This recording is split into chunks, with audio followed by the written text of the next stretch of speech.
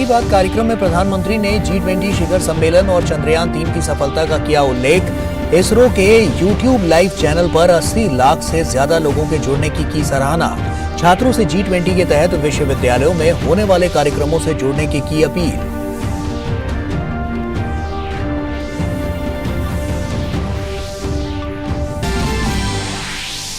प्रधानमंत्री ने मन की बात कार्यक्रम में महात्मा गांधी के विचारों की प्रासंगिकता पर डाला प्रकाश। पर्यटन को रोजगार सृजन का बताया सबसे बड़ा क्षेत्र।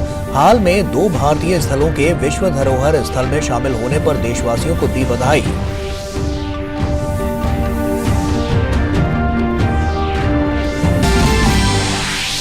मन की बात कार्यक्रम में पीएम का एक बार फिर जीव जंतुओं संरक्षण, जल संरक्षण और स्वच्छता पर खास जोर।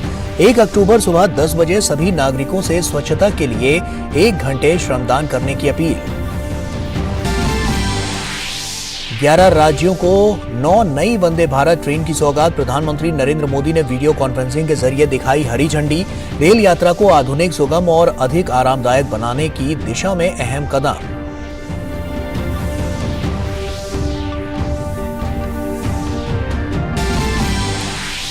19वें एशियाई खेलों में भारत का शानदार आगाज। रोइंग में 2 रजत, 1 कांस्य पदक किया हासिल। महिला निशानेबाजी में टीम को रजत और रमिता को व्यक्तिगत स्पर्धा में मिला कांस्य।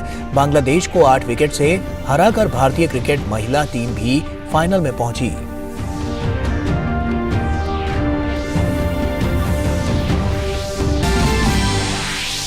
इंदौर में भारत और ऑस्ट्रेलिया के बीच दूसरा वनडे मैच जारी। पहले मैच में ऑस्ट्रेलिया को 5 विकेट से हराने के बाद सीरीज जीतने के लिए टीम इंडिया के इरादे बुलंद।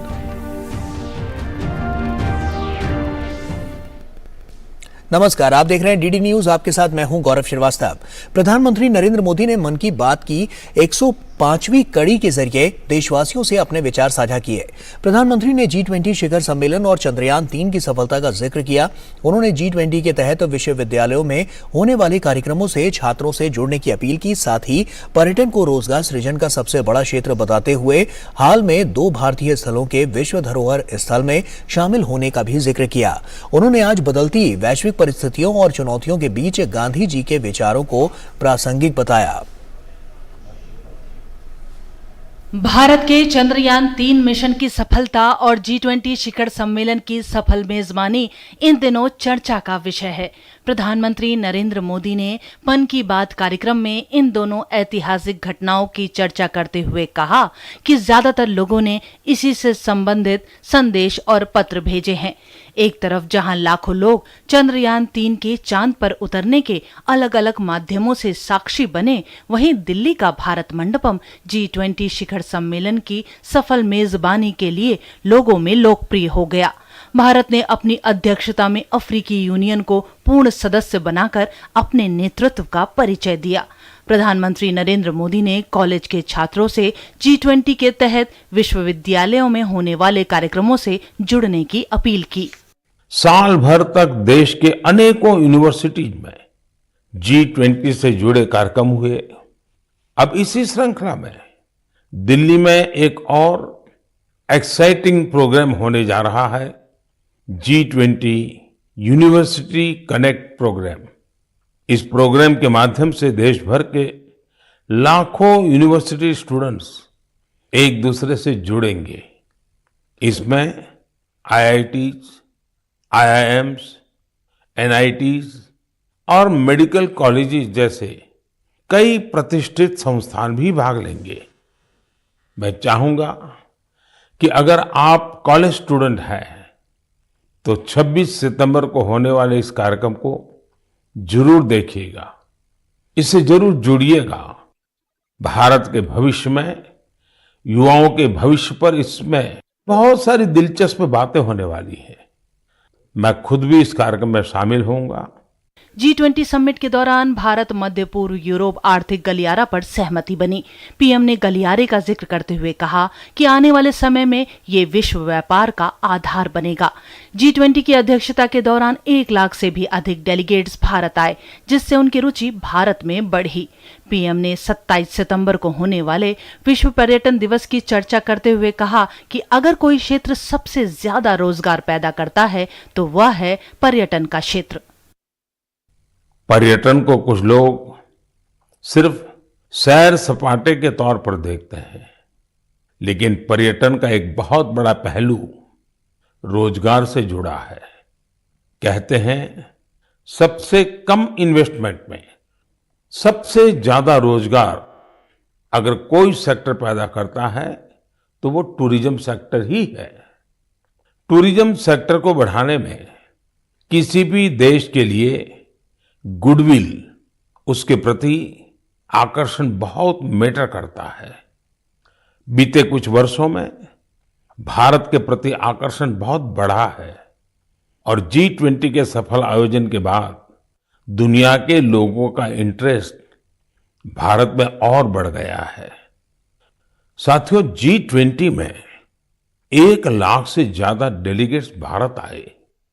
वो यहाँ की विविधता, अलग अलग परंपराएं, भांति भांति का खान पान और हमारी धरोहरों से परिचित हुए। यहाँ आने वाले डेलीगेट्स अपने साथ जो शानदार अनुभव लेकर गए हैं, उससे टूरिज्म का और विस्तार होगा। शांति निकेतन और कर्नाटक के पवित्र होयसा मंदिरों को विश्व धरोहर स्थल घोषित किया गया है। पीएम मोदी ने इसके लिए देशवासियों को बधाई दी। कर्नाटका के जिन होयसड़ा मंदिरों को यूनेस्को ने विश्व धरोहर सूची में शामिल किया है, उन्हें 13वीं शताब्दी के बेहतरीन आर्किटेक्चर के लिए जाना जाता है। इन मंदिरों को यूनेस्को से मान्यता मिलना मंदिर निर्माण की भारतीय परंपरा का भी सम्मान है। भारत में अब वर्ल्ड हेरिटेज प्रॉपर्टीज की कुल संख्या 42 हो गई है। भारत का प्रयास है कि हमारे ज्यादा से ज्यादा ऐतिहासिक और सांस्कृतिक जगहों को वर्ल्ड हेरिटेज साइट की मान्यता मिले। मेरा आप सबसे आग्रह है कि जब भी आप कहीं घूमने जाने की योजना बनाएं तो ये प्रयास करें कि भारत की विविधता के दर्शन करें। आप अलग अलग राज्यों की संस्कृति को समझें, हेरिटेज साइट्स को देखें। इससे आप अपने देश के गौरवशाली इतिहास से तो परिचित होंगे ही, स्थानीय लोगों की आय बढ़ाने का भी आप अहम माध्यम बनेंगे। G20 समिट के दौरान दुनिया भर के शक्तिशाली नेताओं ने राजघाट पर बापू को एक साथ श्रद्धांजलि अर्पित की थी। पीएम मोदी ने इस घटना का जिक्र करते हुए कहा कि बापू के विचार आज भी प्रासंगिक हैं। इस तरह G20 ने जहां विश्व स्तर पर भारत की साख को बढ़ाने का काम किया है, वहीं चंद्रयान 3 की सफलता से भारत ने अंतरिक्ष क्षेत्र में एक ऊंची छलांग लगाई है। Bureau report, DD news. प्रधानमंत्री मोदी का पर्यावरण संरक्षण पर हमेशा से जोर रहा है। मन की बात कार्यक्रम के जरिए इस बार भी प्रधानमंत्री मोदी ने जीव जंतुओं के संरक्षण, जल संरक्षण और स्वच्छता पर जोर दिया है। प्रधानमंत्री ने लोगों से गांधी जयंती से एक दिन पहले हो रहे सबसे बड़े स्वच्छता अभियान से जुड़ने की अपील की। साथ ही त्योहारों के दौरान भारतीय उत्पाद खरीदने की भी बात कही। पर्यावरण और प्रकृति की समृद्धि के लिए वन्य जीव और जल का संरक्षण काफी जरूरी है। साथ ही वातावरण और आसपास की सफाई पर्यावरण को बचाने का एक अहम अंग है। प्रधानमंत्री मोदी ने मन की बात की 105वीं कड़ी में जीव जंतुओं और जल के संरक्षण पर जोर दिया है। उन्होंने लोगों से जीवों पर करुणा दिखाकर अपना मित्र बनाने की अपील की। उन्होंने वन्य जीवों के संरक्षण के 2 उदाहरणों का जिक्र करते हुए कहा कि एक जंतु के संरक्षण से दूसरे जीव जंतु को बचाया जा सकता है। ये एक अनोखा प्रयास राजस्थान के पुष्कर में भी किया जा रहा है। यहाँ सुखदेव भट्ट जी और उनकी टीम मिलकर वन्य जीवों को बचाने में जुटे हैं। और जानते हैं उनकी टीम का नाम क्या है? उनकी टीम का नाम है कोबरा। एक खतरनाक नाम इसलिए है क्योंकि उनकी टीम इस क्षेत्र में खतरनाक सांपों का रेस्क्यू करने का काम भी करती है। इस टीम में बड़ी संख्या में लोग जुड़े हैं जो सिर्फ एक कॉल पर मौके पर पहुंचते हैं और अपने मिशन में जुट जाते हैं। सुखदेव जी की इस टीम ने अब तक 30,000 से ज्यादा जहरीले सांपों का जीवन बचाया है। तमिलनाडु के चेन्नई में auto driver M Rajendra Prasad ji भी एक अनोखा काम कर रहे हैं। वो पिछले 25-30 साल से कबूतरों की सेवा के काम में जुटे हैं। खुद उनके घर में 200 से ज्यादा कबूतर है। वहीं इन पक्षियों के भोजन, पानी, स्वास्थ्य जैसी हर जरूरत का पूरा ध्यान रखते हैं। इस पर उनका काफी पैसा भी खर्च होता है, लेकिन वो अपने काम में डटे हुए हैं। प्रधानमंत्री मोदी ने संभल में अतिक्रमण के कारण विलुप्त हुई नदी के लोगों के प्रयास से पुनर्जीवित होने का जिक्र किया। उन्होंने कहा कि सोत नदी को फिर से जीवित कर लोगों ने जन भागीदारी और सामूहिकता का शानदार उदाहरण दिया है। अमरोहा से शुरू होकर संभल होते हुए बदायूं तक बहने वाली ये नदी एक समय इस क्षेत्र में जीवनदायिनी के रूप में जानी जाती थी। इस नदी में अनवरत जल प्रवाहित होता था, जो यहाँ के किसानों के लिए खेती का मुख्य आधार था। समय के साथ नदी का प्रवाह कम हुआ। नदी जिन रास्तों से बहती थी वहां अतिक्रमण हो गया और ये नदी विलुप्त हो गई। नदी को मां मानने वाले हमारे देश में संभल के लोगों ने इस सोत नदी को भी पुनर्जीवित करने का संकल्प ले लिया। पिछले साल दिसंबर में सोत नदी के कायाकल्प का काम 70 से ज्यादा ग्राम पंचायतों ने मिलकर शुरू किया। ग्राम पंचायतों के लोगों ने सरकारी विभागों को भी अपने साथ लिया। आपको ये जानकर खुशी होगी कि साल के पहले 6 महीने में ही ये लोग नदी के 100 किलोमीटर से ज्यादा रास्ते का पुनरुद्धार कर चुके थे। गांधी जयंती पर स्वच्छता को लेकर देश भर में कई कार्यक्रम आयोजित किए जा रहे हैं। पीएम मोदी ने लोगों से 1 अक्टूबर को होने वाले स्वच्छता के सबसे बड़े कार्यक्रम से जुड़ने का आह्वान किया। केंद्र सरकार के सभी कार्यालयों में स्वच्छता ही सेवा अभियान काफी जोर शोर से जारी है। इंडियन स्वच्छता लीग में भी काफी अच्छी भागीदारी देखी जा रही है। आज मैं मन की बात के माध्यम से सभी देशवासियों से एक आग्रह भी करना चाहता हूं। 1 अक्टूबर यानी रविवार को सुबह 10 बजे स्वच्छता पर एक बड़ा आयोजन होने जा रहा है। आप भी अपना वक्त निकालकर स्वच्छता से जुड़े इस अभियान में अपना हाथ बटाएं। आप अपनी गली, आस पड़ोस, पार्क, नदी, सरोवर या फिर किसी दूसरे सार्वजनिक स्थल पर इस स्वच्छता अभियान से जुड़ सकते हैं। और जहां जहां अमृत सरोवर बने हैं वहां तो स्वच्छता अवश्य करनी है। स्वच्छता की ये कार्यांजलि ही गांधी जी को सच्ची श्रद्धांजलि होगी। प्रधानमंत्री ने गांधी जयंती पर लोगों से खादी का उत्पाद खरीदने की भी अपील की। साथ ही उन्होंने आने वाले त्योहारी सीजन में लोगों से भारत में बने उत्पाद खरीदने का आग्रह किया। स्थानीय उत्पाद खरीदने का फायदा हजारों विश्वकर्मा साथियों को मिल सकेगा। Bureau report, DD news. प्रधानमंत्री मोदी ने 1 अक्टूबर को सुबह 10 बजे सभी नागरिकों द्वारा सामूहिक रूप से स्वच्छता के लिए 1 घंटे के श्रमदान की अपील की है, जो गांधी जयंती की पूर्व संध्या पर ही बापू को स्वच्छांजलि होगी। स्वच्छता ही सेवा अभियान के तहत 1 अक्टूबर को सुबह 10 बजे स्वच्छता पर एक बड़ा कार्यक्रम आयोजित होने जा रहा है।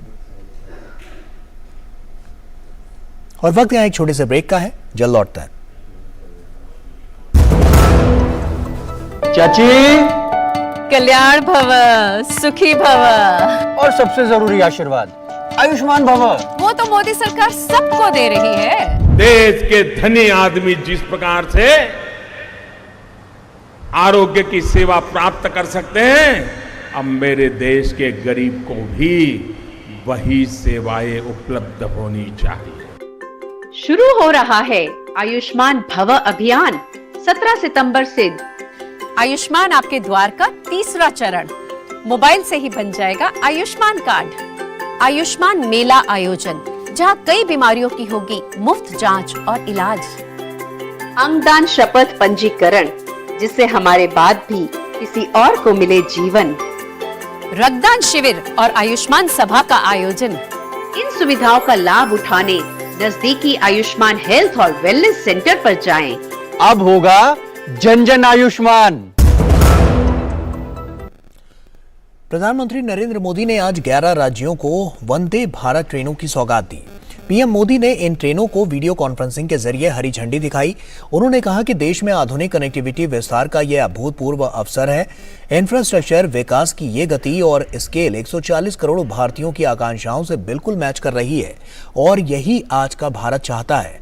पीएम ने जिन ट्रेनों को हरी झंडी दिखाई उनमें उदयपुर जयपुर वंदे भारत, तिरुनेलवेली मदुरै चेन्नई वंदे भारत, हैदराबाद बेंगलुरु वंदे भारत, विजयवाड़ा चेन्नई वंदे भारत, पटना हावड़ा वंदे भारत, कासरगोड तिरुवनंतपुरम वंदे भारत, राउरकेला भुवनेश्वर पुरी वंदे भारत, रांची हावड़ा वंदे भारत और जामनगर अहमदाबाद वंदे भारत शामिल हैं।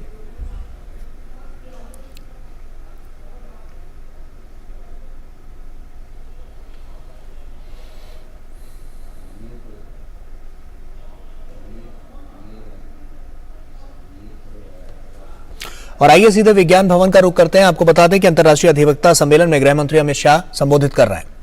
जी, न्यायमूर्ति श्रीमान S.K. कौल साहब, न्यायमूर्ति श्री संजीव खन्ना जी, न्यायमूर्ति श्री P.S. नरसिम्हा जी, श्री R.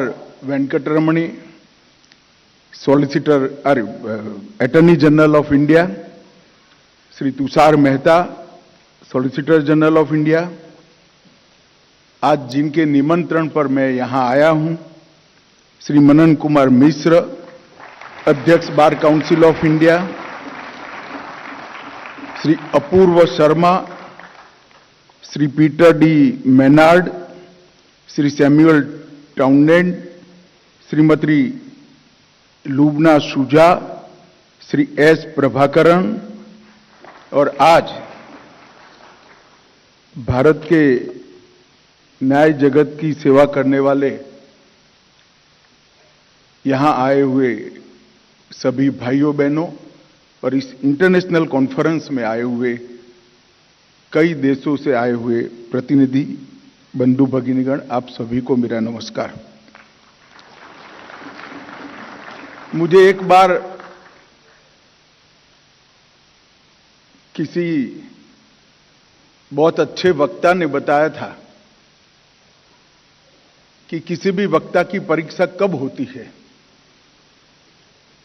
तो मैं तो बहुत छोटा था, तो मैंने बोला मुझे मालूम नहीं, आप ही बताइए, आपका अनुभव बड़ा है।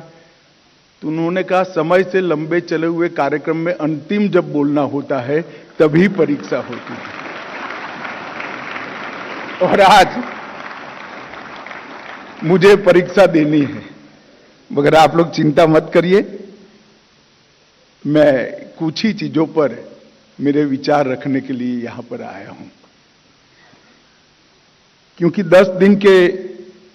10 सेशन के अंदर, ये 2 दिन के सेमिनार के अंदर आप लोगों ने कई सारे देश के और अंतर्राष्ट्रीय मुद्दों पर चर्चा की है।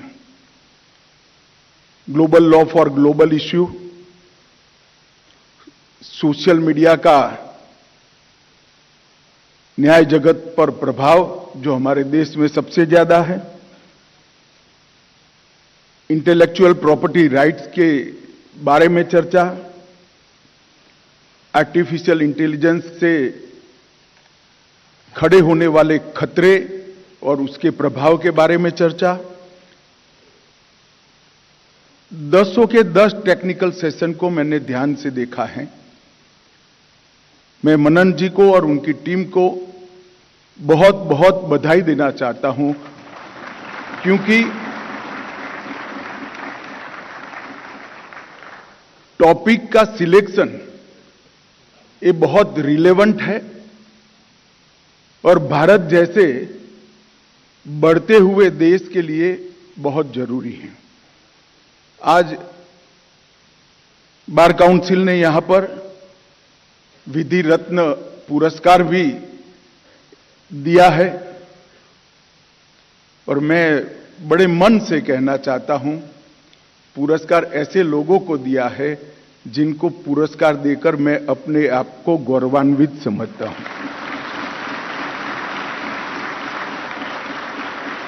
कई बार इतने बड़े पुरस्कार इतने बड़े फोरम में देने होते हैं तो सिलेक्शन किसको दिया जाए वो बहुत कठिन होता है, मगर आज स्वर्गस्थ सोली सोराब जी, स्वर्गस्थ राम जेठमलानी, श्री पराशरन जी, श्री फली नरीमान जी, श्री वेणुगोपाल जी, ये जो पुरस्कार के लिए नाम चयनित किए हैं, भारत में किसी भी न्याय जगत से जुड़े हुए व्यक्ति को पूछोगे तो यही क्रम में यही 5 नाम सबसे पहले दिए गए।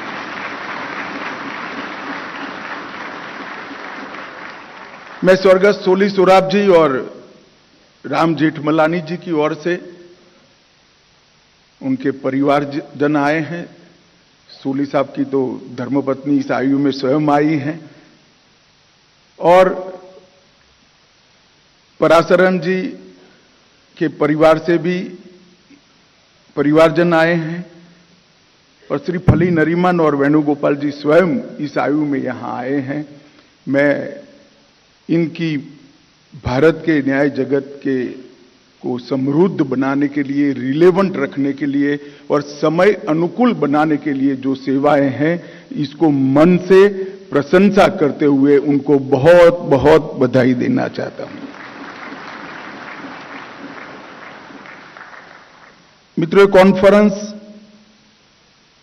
एक प्रकार से हमारे देश के बहुत महत्वपूर्ण समय पर आयोजित की गई है। मैं ऐसा कहूंगा कि बहुत उचित समय पर आयोजित की गई, क्योंकि यही वर्ष है जब हमारे संविधान को 75 साल पूरे होने वाले हैं। उस समय पर इस कॉन्फ्रेंस का आयोजन हुआ है।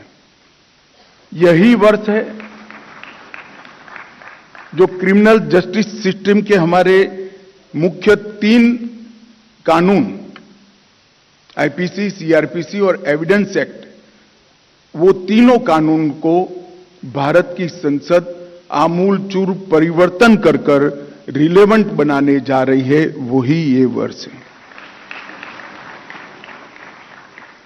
और विमेन लेड डेवलपमेंट की जो हमारे प्रधानमंत्री जी ने G20 के माध्यम से समग्र दुनिया के सामने कल्पना रखी, उसको सार्थक करने के लिए भारत ने शुरुआत की है 33% महिलाओं की हिस्सेदारी कानून बनाने की प्रक्रिया में, हमारी विधानसभाओं में और हमारी लोकसभा के अंदर सुनिश्चित करने का कानून भी अभी अभी हमारे संसद के दोनों सदनों ने पारित किया है। और उसी वक्त ये जो आपने कॉन्फ्रेंस करी है वो बहुत रिलेवेंट है, क्योंकि आज विगत 9 साल के अंदर भारत समग्र दुनिया के अंदर कई क्षेत्रों के अंदर अपनी रिलेवेंसी बनाकर एक प्रमुख स्थान पर आसीन हुआ है। हमारी इकोनॉमी 11वें नंबर पर थी, वो 5वें नंबर पर हम लाने में ये 9 साल के कम अंतराल में सफल हुए हैं। दुनिया को परेशान करने वाले इश्यू, चाहे ग्लोबल वार्मिंग हो, चाहे टेररिज्म हो, चाहे नार्को टेरर लिंक हो, ये सारे इश्यू में आज भारत दुनिया का नेतृत्व कर रहा है। उस समय ये बहुत जरूरी है कि हमारी न्याय प्रणाली भी वैश्विक अंतर्प्रवाहों को जाने, हमारी न्याय प्रणाली अपने आप को वैश्विक अंतर्प्रवाहों के साथ सुसंगत करे और इसके साथ साथ भारतीयता का मूल तत्व भी हमारी न्याय प्रणाली में फिर से एक बार हम प्रस्तापित कर कर दुनिया को भी इस रास्ते पर ले जाने का प्रयास करें। तो मैं मानता हूं कि बहुत उचित समय पर इसका आयोजन हुआ है और आप सभी लॉयर्स हैं, वकीलों को ज्यादा सलाह नहीं देनी चाहिए क्योंकि आपका काम ही सलाह देने का है, परंतु कि एक उक्ति मैं जरूर कहना चाहूंगा कि शक्ति के बिना न्याय शक्ति विहीन होता है और न्याय के बिना शक्ति अत्याचारी होती है। न्याय ही है जो बैलेंस करने वाली ताकत है और इसीलिए हमारे संविधान निर्माताओं ने इसको एक प्रकार से अलग रखने का निर्णय किया है और बहुत सुविचारित निर्णय है, बहुत योग्य निर्णय है। न्याय और हर प्रकार की शक्ति का संतुलन बहुत आवश्यक है, तभी जाकर न्यायपूर्ण समाज की रचना हो सकती है। मित्रों, आज यहां पर मैं आया हूं तब भारत ने हर क्षेत्र के कानूनों को विगत 9 साल में फिर से एक बार आज की जरूरियातों के हिसाब से रीड्राफ्ट करने का या नया बनाने का प्रयास किया है। इस 9 वर्ष में मोदी जी के नेतृत्व में भारत सरकार ने ढेर सारे कानूनों के अंदर बदलाव किया है। मैं कुछ कानूनों का जरूर जिक्र करना चाहूंगा। आर्बिट्रेशन लॉ, अब यहां पर इंटरनेशनल आर्बिट्रेशन सेंटर भी बनने जा रहा है जो हमारे लॉयर्स के लिए अपार संभावनाओं को खड़ा करने वाला एक नया सेंटर बनने जा रहा है। मीडिएशन लॉ और जन विश्वास बिल, ये तीनों कानून एक प्रकार से न्यायपालिका पर बोझ कम करने वाले कानून हैं। जन विश्वास बिल से शायद आप लोग ढंग से वाकिफ नहीं होंगे। जन विश्वास बिल एक ऐसा बिल है जिसने 300 से अधिक कानूनों में से क्रिमिनल लायबिलिटी तय करने वाली धाराओं को विलुप्त कर इसको सिविल दंड के अंदर बदलने का काम ये जन विश्वास बिल ने किया है और इसके कारण एक नए प्रकार का विश्वास लोगों के अंदर पैदा हुआ है। इंसॉल्वेंसी एंड बैंक्रप्सी एक्ट, इसने हमारे बदलते हुए अर्थतंत्र को विश्व के साथ खड़ा करने का काम किया है। मुझे कुछ लोगों से मैं चर्चा कर रहा था तो एक कमेंट आया था कि बहुत सारे बदलाव उसके अंदर करने पड़े। मैं बड़ी विनम्रता से कहना चाहता हूं, लेजिस्लेटर ने मेरा लेजिस्लेशन कंप्लीट है ऐसा अहंकार नहीं रखना चाहिए। जो भी त्रुटियां आती है उसको सुधारने के लिए मन खुला रखना चाहिए और तैयारी भी रखनी चाहिए। तो चाहे जीएसटी हो, चाहे इंसॉल्वेंसी एक्ट हो, इसके अंदर जो बदलाव हो रहे हैं वो इसके इंप्लीमेंटेशन के बाद जो दिक्कतें हमारे सामने आ रही हैं इसको ध्यान में रखकर हम कर रहे हैं। और मैं मानता हूं ये बहुत महत्वपूर्ण है किसी भी सरकार के लिए, किसी भी लॉ मेकिंग एजेंसी के लिए, किसी भी पार्लियामेंट के लिए कि कानून कोई भी इसके अंतिम स्वरूप में नहीं होता है। समय के साथ और इंप्लीमेंटेशन के साथ जो दिक्कतें आती हैं उसको बदलना चाहिए और उसको स्वीकारना भी चाहिए, क्योंकि कानून बनाने का उद्देश्य अंततोगत्वा सुचारू व्यवस्था खड़ी करना है। कानून बनाने का उद्देश्य कानून बनाने वालों की सुप्रीमेसी एस्टैब्लिश करना नहीं है। तो ये जो बदलाव हो रहे हैं मैं मानता हूं इसको और रिलेवेंट बनाएंगे। इसी तरह से सोशल सिक्योरिटी कोड और डेटा प्रोटेक्शन बिल भी अपने अपने क्षेत्र के अंदर बहुत बड़े बदलाव लाने वाले और अंतर्राष्ट्रीय पैमानों को जोड़ने वाले नए कानून हैं। काफी सारे स्टूडेंट यहां बैठे हैं, मैं इनको जरूर कहना चाहूंगा कि ये सारे कानूनों को शायद हो सकता है कि जीवन में आपको कभी इस पर आर्ग्यूमेंट न करनी पड़े, परंतु इसको जरूर देखना चाहिए, क्योंकि संपूर्ण न्याय की व्यवस्था तभी आपके समझ में आएगी जब समाज के हर अंग को छूने वाले कानूनों का आप स्टडी करोगे, उसको आत्मसात करोगे। मैं यहां आऊं तब अपनी बात को सीमित करना चाहता हूं क्रिमिनल जस्टिस सिस्टम तक, क्योंकि मेरा विभाग भी है और दूसरा भी कारण है क्योंकि इसमें 3 जो नए कानून आ रहे हैं वो अभी बनने की प्रक्रिया में है। ये बहुत महत्वपूर्ण कानून है, क्योंकि ये महत्वपूर्ण कानून लगभग 150 साल के बाद, 160 साल के बाद बदल रहे हैं। मैं बदल रहे हैं शब्द भी अपने आप में ठीक नहीं है। पूरी तरह से ये कानून नई दृष्टिकोण के साथ और नई व्यवस्थाओं के साथ हम लाने का काम कर रहे हैं। ये 3 इनिशिएटिव जो है हमारे, ये 3 इनिशिएटिव के साथ साथ 3 ये कानूनों को कानून के अनुकूल इकोसिस्टम बनाने के लिए 3 एडमिनिस्ट्रेटिव इनिशिएटिव भी भारत सरकार की ओर से लिए गए हैं। सबसे पहले ई कोर्ट का चरण 3, अभी कैबिनेट ने इसके लिए 7,000 करोड़ रुपए का बजट पारित किया है। एक ICGS, इसके बारे में मैं डिटेल से बात करूंगा, इसके लिए भी अभी 3500 करोड़ रुपया भारत सरकार ने कैबिनेट के अंदर अप्रूव किए हैं। और तीसरा CRPC, IPC और एविडेंस एक्ट के अंदर नई टेक्नोलॉजी का स्वीकार। अगर ये 3 कानून और ये 3 नई व्यवस्थाएं जो बनने जा रही है, इसको हम मिलाएंगे तो मैं आपको विश्वास दिलाता हूं कि हमारी क्रिमिनल जस्टिस सिस्टम के अंदर देरी की जो फरियाद है वो निश्चित रूप से 1 दशक के अंदर हम इसको निर्मूल कर पाएंगे।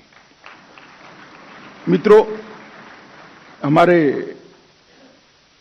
कानूनी प्रक्रिया मतलब दंड विधान प्रक्रिया में आज भी कॉलोनियल छाप है, और मैं आपको विश्वास से कह सकता हूं ये तीनों संहिताओं को अगर आप पढ़ेंगे तो कहीं पर भी कॉलोनियल छाप नहीं दिखाई पड़ेगी। भारत की माटी की महक इसके अंदर आपको दिखाई। ये कानून जब बनाए गए 160 साल पहले, तब यहां पर ब्रिटिश राज था और ब्रिटिश राज की व्यवस्थाओं को और ब्रिटिश राज को प्रोटेक्ट करने के लिए पूरी क्रिमिनल जस्टिस सिस्टम बनाई गई। मैं इसके डिटेल में नहीं जाने वाला, पार्लियामेंट में भाषण करूंगा तब सार्वजनिक होगा, परंतु हमारा संविधान बना और हमारे संविधान में भारत देश की छोटी सी छोटी इकाई हमारा नागरिक है। मैं आज आपके माध्यम से देश भर के वकील मित्रों को कहना चाहता हूं, लॉयर्स को कहना चाहता हूं कि तीनों कानूनों में इसका केंद्र बिंदु हमारे नागरिक के संविधान दत्त अधिकारों की रक्षा, उसके मानव अधिकारों की रक्षा और उसके स्वयं की रक्षा ही केंद्र बिंदु है और कोई केंद्र बिंदु नहीं है। तो एक प्रकार से बहुत बड़ा परिवर्तन यहां पर हम करने जा रहे हैं और कई सारे युग परिवर्तनकारी बदलाव भी इसके अंदर हम करने जा रहे हैं। अभी जो व्यवस्था है इसके कारण न्याय मिलने में अत्यधिक विलंब होता है। गरीब व्यक्ति को न्याय मिलना वो विलंब के कारण और कठिन होता है। दोष सिद्धि का प्रमाण, कन्विक्शन रेट बहुत कम है और इसके कारण जेलों में भी ओवरक्राउडिंग और अंडर ट्रायल की संख्या बहुत ज्यादा है। इसलिए इंडियन पिनल कोड की 511 धाराएं थी, इसकी जगह भारतीय न्याय संहिता 356 धाराओं के साथ अब आएगी और इसके अंदर ये सारी व्यवस्थाओं को सुचारू बनाने का प्रयास किया है। इसी तरह से सीआरपीसी जो 487 धाराओं के साथ था, इसको भारतीय नागरिक सुरक्षा संहिता 533 धाराओं के साथ बनाया गया और इंडियन एविडेंस एक्ट जो 167 धाराओं के साथ था, इसकी जगह भारतीय साक्ष्य अधिनियम 170 धाराओं के साथ बनाया गया है। पुराने कानून का, जैसे मैंने कहा, इसका मूल उद्देश्य अंग्रेजी शासन को मजबूत बनाना था और शासन अच्छे से कर पाए इसलिए व्यवस्था को ताकत देने का था। उसका उद्देश्य दंड देने का था, न्याय करने का नहीं था। हमारे ये तीनों कानूनों का उद्देश्य दंड करने का नहीं है। दंड का प्रावधान तो जरूर है, परंतु उसका उद्देश्य दंड करने का नहीं है, हर नागरिक को न्याय देने का है। यहां दंड न्याय देने की प्रक्रिया का एक चरण है। ये बहुत मूल अंतर है कानूनों के अंदर और मैं मानता हूं कि इसको हमारे युवा लॉयर्स ने ढंग से पढ़ना चाहिए और समझना भी चाहिए। न्याय एक प्रकार से अम्ब्रेला टर्म है। जब हम न्याय कहते हैं तो बहुत बड़े समुदाय के लिए वो शब्द का प्रयोग होता है और जब न्याय कहते हैं तब उसमें आरोपी और अभियुक्त दोनों की चिंता शामिल होती है और जब आप दंड का शब्द प्रयोग करते हो तो केवल और केवल अभियुक्त के लिए भी इसके अंदर प्रोविजन है। न्याय और दंड ये दोनों हमारे भारतीय न्याय व्यवस्था के अंदर बहुत अच्छे से व्याख्यायित किए गए हैं। दंड अपने आप में परिपूर्ण कल्पना नहीं है, न्याय अपने आप में परिपूर्ण कल्पना है। मित्रों, इस कानूनों के अंदर हमने कोर्ट के स्ट्रक्चर के अंदर भी काफी बदलाव किया है। क्रिमिनल जस्टिस सिस्टम में 7 प्रकार का देश भर में अलग अलग मैजिस्ट्रेट का प्रावधान है। अब ये पूरा प्रावधान समाप्त कर 4 ही प्रकार के न्यायाधीश अब हमें क्रिमिनल जस्टिस सिस्टम के अंदर मिलेंगे। प्रक्रिया को हमने युक्ति संगत बनाया है, समय सीमा को भी निर्धारित किया है। स्थगनों की संख्या, इसमें थोड़ा आप लोगों को तकलीफ आएगी, मगर डेट पे डेट अब नहीं हो पाएंगे, इसकी मर्यादा हमने तय कर ली है। मुझे मालूम था तालियां कम पड़ेगी, मगर मैं कहना चाहता हूं जब डेट पे डेट कम पड़ेगी तो यंग लॉयर्स को भी मौका काफी मिलेगा और ढेर सारी चीजें सुनवाई में विलंब के मुद्दे का समाधान करने वाली हमने इसके अंदर डाली हैं। समरी ट्रायल को और वाइडर बनाया गया है। उन मामलों में जहां सजा 3 वर्ष तक की है, पहले 2 वर्ष का प्रोविजन था, हम समरी ट्रायल हो सकता है। पहली सुनवाई के 60 दिन के भीतर ही पुलिस ने अपना चालान कोर्ट के सामने कंपलसरी रख देना पड़ेगा और आरोप पत्र दायर करने के बाद, चार्जशीट होने के बाद 90 दिन से ज्यादा फर्दर इन्वेस्टिगेशन का टाइम इस एक्ट के तहत नहीं मिलेगा। इसके साथ साथ आरोप तय करने के पहले डिस्चार्ज एप्लीकेशन के समय को भी 60 दिन का कर दिया गया है। इससे बाद आप डिस्चार्ज की एप्लीकेशन नहीं कर सकते हो। बहस पूरी करने के बाद 30 दिन की अवधि के भीतर ही न्यायाधीश ने जजमेंट देना पड़ेगा। ज्यादा से ज्यादा 30 दिन वो डिफिकल्टी दिखाकर एक्सटेंड कर सकते हैं।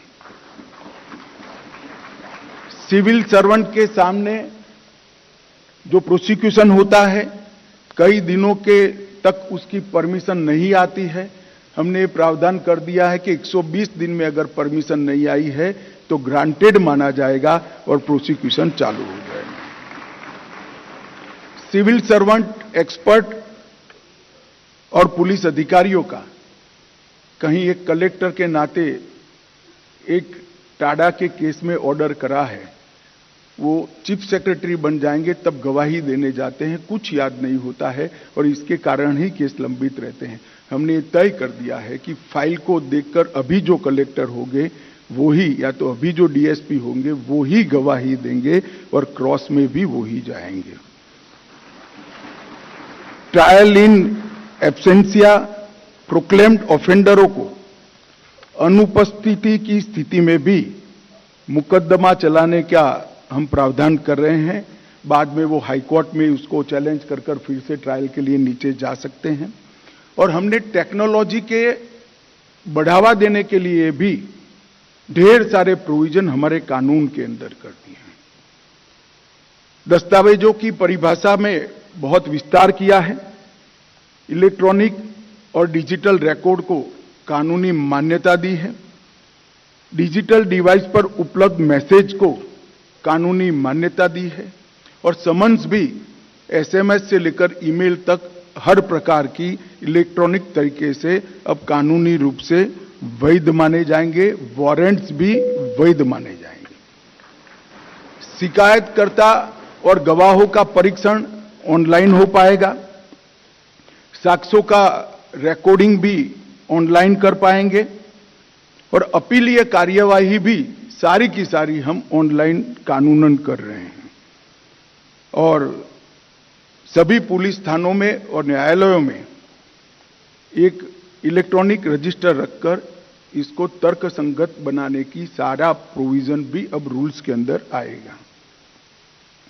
एक बहुत बड़ा हम बदलाव करने जा रहे हैं कि 7 साल या उसके ज्यादा सजा का जिसमें प्रावधान है, इस सभी धाराओं की जांच के लिए फॉरेंसिक साइंस लैब की रिपोर्ट और विजिट को हम कंपलसरी करने जा रहे हैं। साइंटिफिक एविडेंस के कारण दोष सिद्धि का प्रमाण हम बढ़ा पाएंगे और प्रोसिक्यूशन को एक मजबूती मिलेगी। और इसके साथ साथ बहुत सारी बार कोर्टों ने भी जिक्र किया है, मॉब लिंचिंग का नया प्रावधान भी हम जोड़ रहे हैं। राजद्रोह की धारा को हम समाप्त कर रहे हैं और कम्युनिटी सर्विस को भी अब कानूनी जामा पहनाने का काम इस नए कानूनों के अंदर हुआ है। परंतु ये सबको अगर सुचारू रूप से आगे ले जाना है तो इसके लिए व्यवस्थाएं करनी पड़ेगी। इसलिए ICJS interoperable criminal justice system का एक कंसेप्ट 2018 से भारत सरकार के गृह विभाग ने लिया है। मैं इतना कहना चाहता हूं कि इसके तहत एक चरण पूरा हो गया है। सीसीटीएनएस के तहत देश के 98% थानों को ऑनलाइन कर सारे लेगेसी डेटा को ऑनलाइन करने का काम हम समाप्त कर चुके हैं। अब ई प्रोसिक्यूशन, ई प्रिजन्स, ई फॉरेंसिक और ई कोर्ट्स के लिए आगे बढ़ना है। जो मैंने आगे कहा कि 3500 करोड़ रुपए का हमने प्रावधान किया है, वो प्रावधान आईसीजेएस का ये सारी चीजों को ऑनलाइन जोड़कर न्यायाधीश महोदय के टेबल पर एक कंप्यूटर के अंदर टिप पर होगा, प्रोसिक्यूशन के टेबल पर भी टिप पर होगा।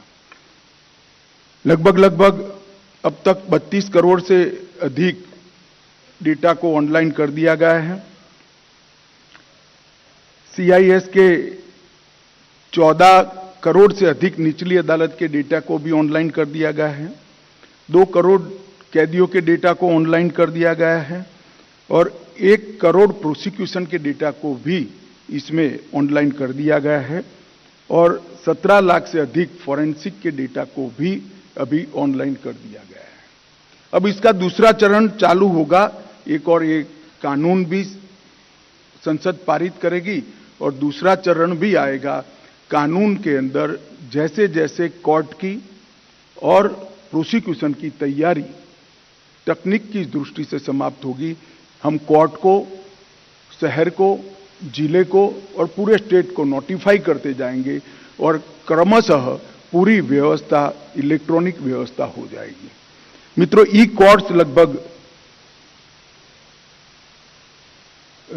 7,000 करोड़ रुपया भारत सरकार ने इसके लिए हमने आवंटित किया है। सुप्रीम कोर्ट इसका आगे का फॉलोअप देखेगी, परंतु मैं इतना कह सकता हूं कि इसके लिए हमने एक इंटर पिलर इंटीग्रेशन भी बनाने का काम किया है।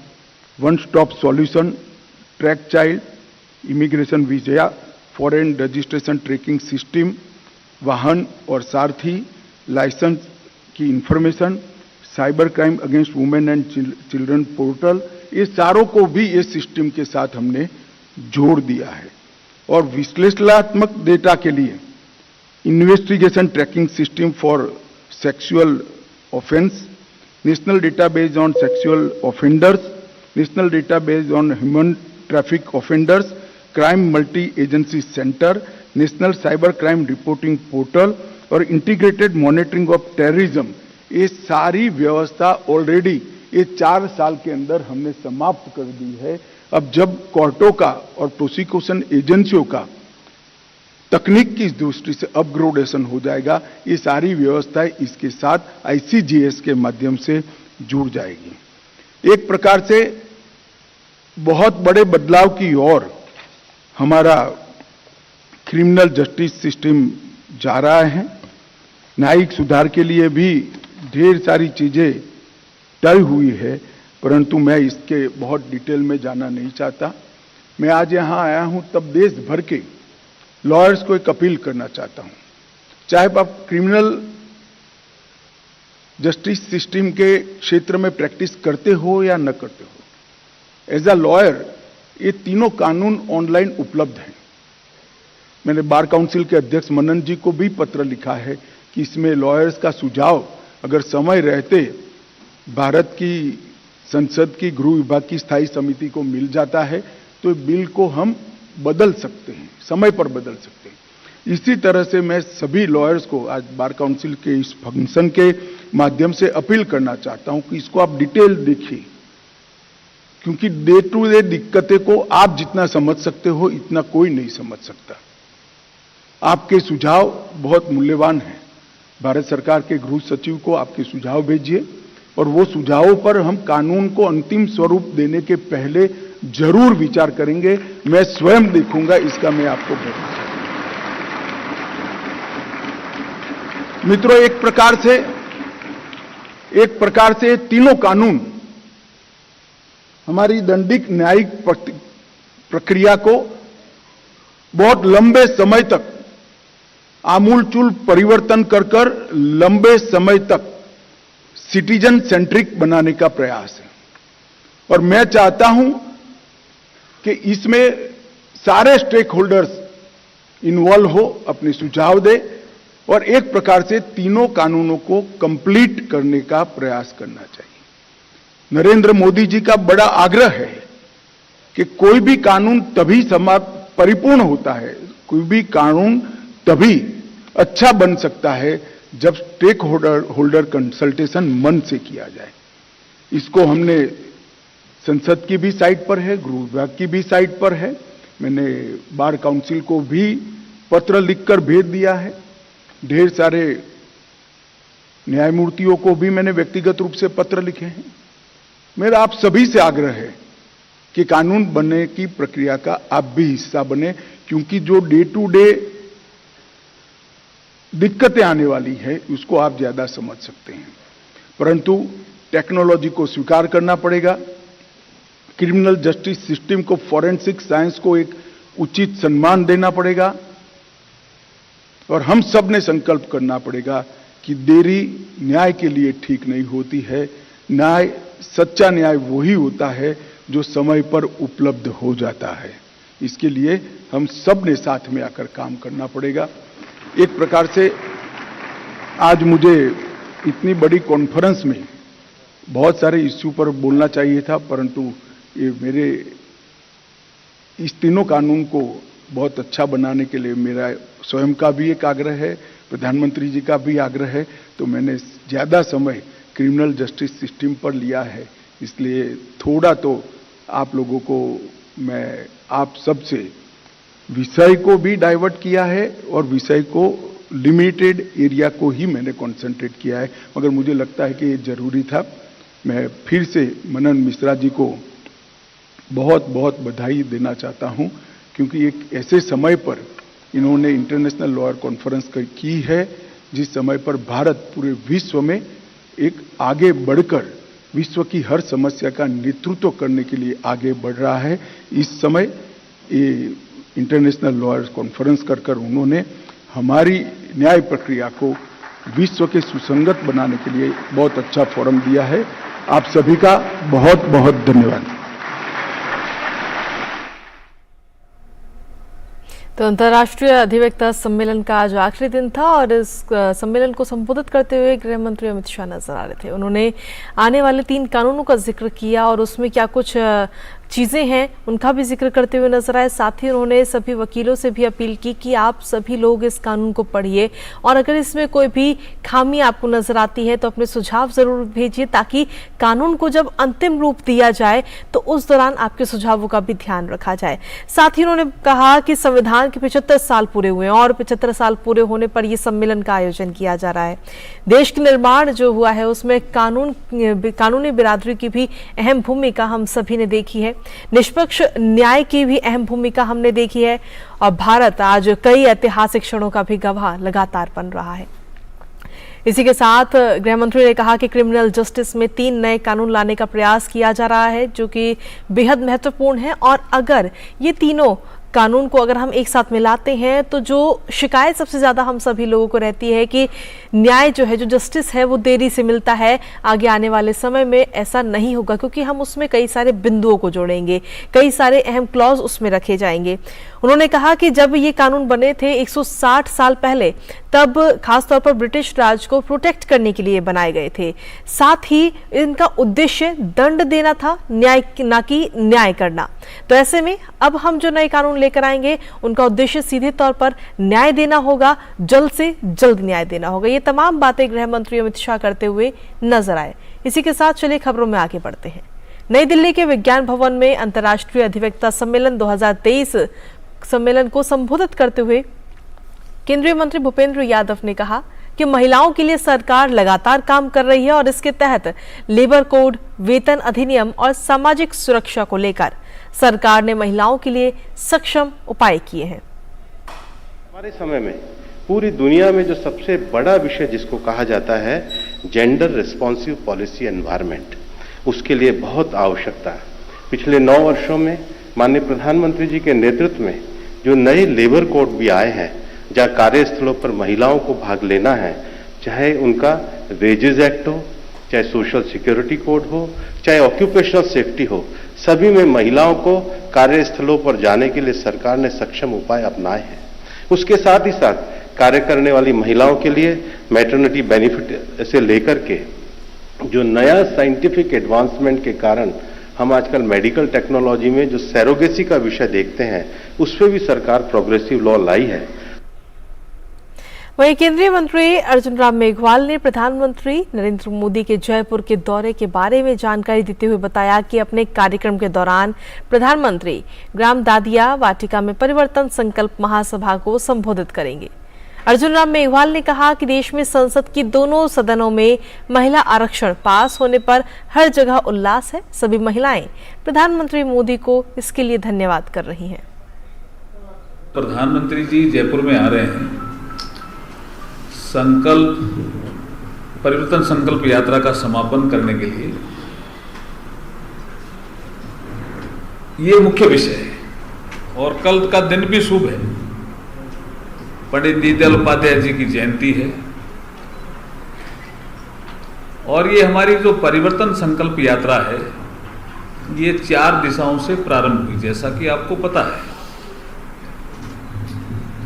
2 सितंबर को त्रिनेत्र गणेश जी से सवाई माधोपुर से, जिसमें हमारे राष्ट्रीय अध्यक्ष जेपी नड्डा जी ने इसकी शुरुआत की। उसके बाद 3 सितंबर को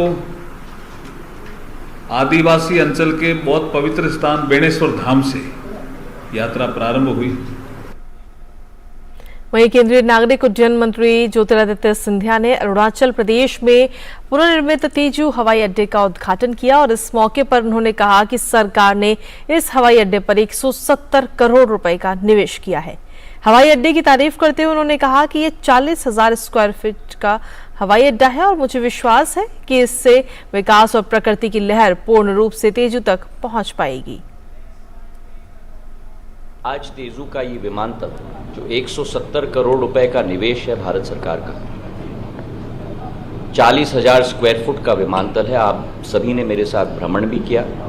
बहुत सुंदर विमानतल है जहां अरुणाचल की संस्कृति, अरुणाचल की पर्यटन की क्षमता पूर्ण रूप से उजागर की गई है। मुझे पूर्ण विश्वास है कि आज ATR-72 एयरक्राफ्ट के आने से, नया विमानतल बनने से विकास और प्रगति की लहर पूर्ण रूप से तेजू तक भी पहुंच पाएगी।